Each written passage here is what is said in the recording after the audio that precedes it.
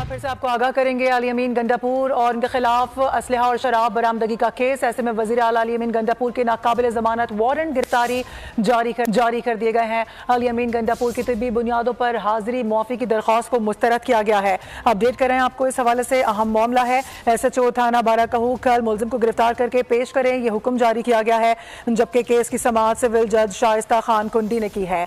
अहम खबर, अहम अपडेट इसमें सामने आई है। अली अमीन गंडापुर के खिलाफ असलहा और शराब बरामदगी का केस है।